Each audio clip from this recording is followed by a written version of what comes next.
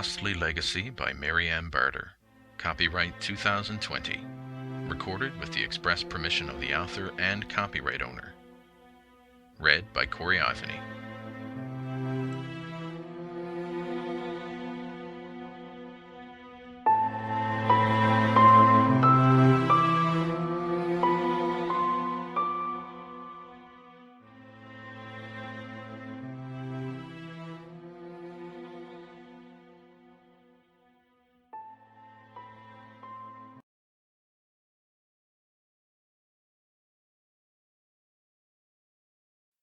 Now embarrassed and banished home in a rage, never knowing that young farmer held the magic he'd wage, she seethed and she screamed and she cussed and she spit, demolishing and burning in a deranged ugly fit. Right under her nose was the one they'd foretold, the one with the power from the prophecies of old. He was there all along, behind some powerful force, and only a chosen could change that strong magic's course.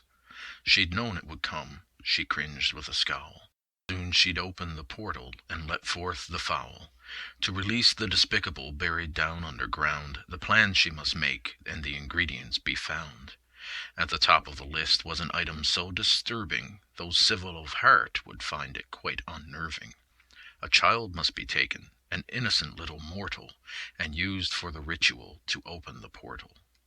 The rod must be dipped in fresh blood from a child, drawn while still breathing, the innocence unspoiled. The sobbing and wailing and screams will not matter, while dripping its blood on a magical platter.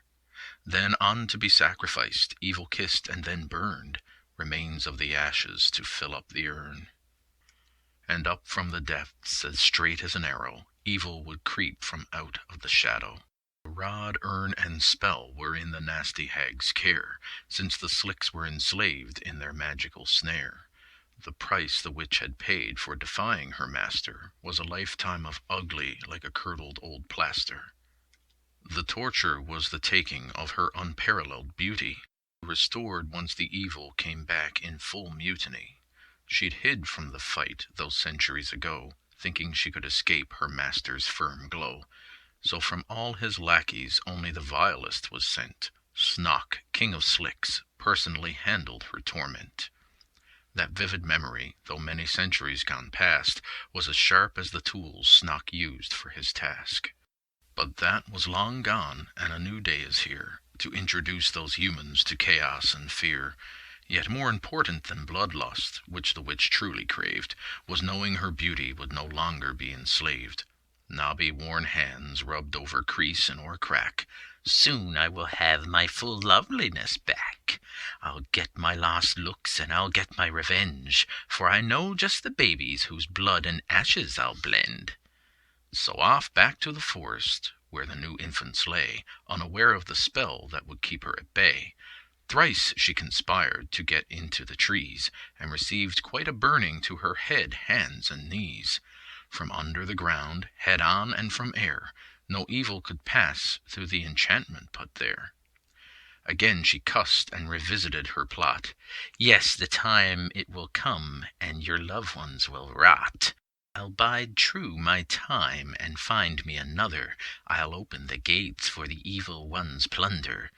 How brave the young woodsman to fix up his mess! How little he knows he's far from the test. You'll battle the slugs, they'll be your diversion. Sweet revenge on your family will be my excursion. My ears shall be filled with thy loving wife's scream. The blood of your kin shall run like a stream. Then back to her haunt where she now fled, a brilliant new plan in her malevolent head. She summoned her lovelies of raven and rat. Go forth, my darlings, to search for a brat. Hunt for a child at its mother's warm breast. Search all the directions from the east to the west. I don't need your baby, you wood-chopping snot. I'll open the portal with some other small tot. Then I'll take my time. Oh, it'll give me such pleasure to play with the family that you so dearly treasure. Drool dripped from her lips just like water from a tap, oozing on her hair as she planned out the trap. Looking out from the window, she was feeling quite pleased as the rats littered the forest and the ravens flew on the breeze.